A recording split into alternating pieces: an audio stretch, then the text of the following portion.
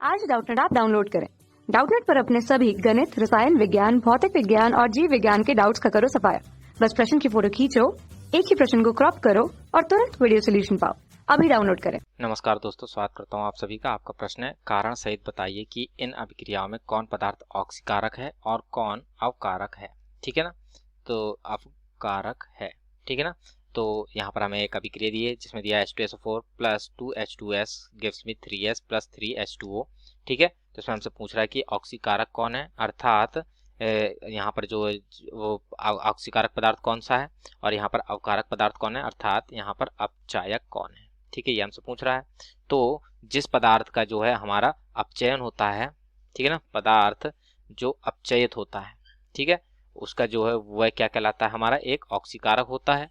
तथा पदार्थ जो हमारा ऑक्सीकृत होता है, ठीक है ना, ऑक्सीकृत होता है, वह हमारा जो है, ठीक है ना, क्या कहलाता है, अपचायक कहलाता है। ठीक है, तो ये हमने जाना। तथा जब जो जैसे कि हमें यहाँ पर अभिक्रिया दी है तो इसमें जो है हम देखते हैं, तो यहाँ पर जो H2SO4 है, ठीक है, तो इसमें जो है हम सल्फर की मान लेते हैं x है परमाणु ऑक्सीकरण संख्या।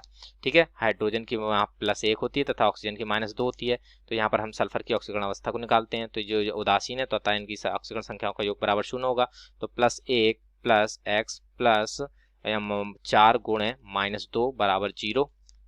तो यहाँ पर हमारी ऑक्सीकरण अवस्था कितनी आ जाएगी, ये आएगी -8 प्लस 1 बराबर 0। ठीक है ना, ठीक, तो इस प्रकार से हो गई। ठीक है, यहाँ पर हमारे 2 हाइड्रोजन है तो 2 से गुणा हो गया यहाँ पर। ठीक है, 2 गुणे, तो यहाँ पर हमारे कितने आएगी, +2। ठीक है, तो इस प्रकार से हमारे ये सल्फर की ऑक्सीकरण संख्या कितनी आएगी, +6 आ जाती है यहाँ पर। ठीक है, और इसके पश्चात जो ये मूल अवस्था में परिवर्तित हो जाता है। ठीक है, तो यहाँ पर जब ये मूल अवस्था में परिवर्तित होता है, ठीक है ना, तो इसकी ऑक्सीकरण संख्या कितनी हो जाएगी, वह 0 हो जाती है।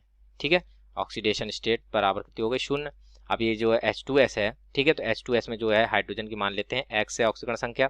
ठीक है, और सल्फर की जो होती है वह हमारी +6 होती है।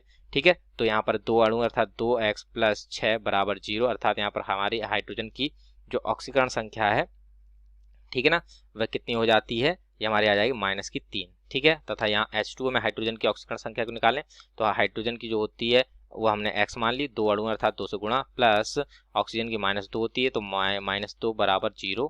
ठीक है, तो अर्थात ये x बराबर यहाँ कितना आएगी, +1 आ जाती है। ठीक है, तो ये जो ऑक्सीकरण संख्या ये -3 से +1 में परिवर्तित हो गई, अर्थात ठीक है ना, तो ये हमारा H2S जो है वह इसका जो है ऑक्सीकरण हो रहा है।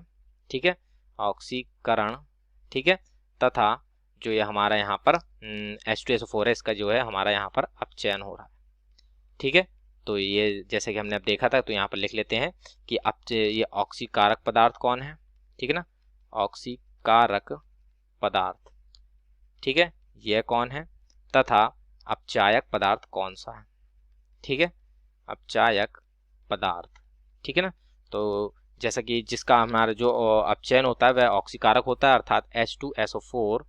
ठीक है ना, ये हमारा एक ऑक्सीकारक है, तथा जिसका जो है ऑक्सीकरण होता है वह अपचायक होता है। तो यहाँ पर किसका अपचयन हो रहा है हमारा, ठीक है, किसका ऑक्सीकरण हो रहा है, H2S का। ठीक है ना, तो इस प्रकार से ये हमारे जो है ऑक्सीकारक और अपचायक दोनों पदार्थ हमें पता चल गया। ठीक है ना, तो इस प्रकार से हमारे प्रश्न का उत्तर पूर्ण होता है। आशा करता हूँ आप सभी को उत्तर समझ में आया होगा। धन्यवाद।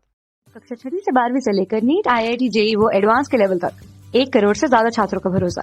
आज ही डाउनलोड करें डाउटनेट ऐप या व्हाट्सएप करें अपने सारे डाउट्स 8400 400 400 पर।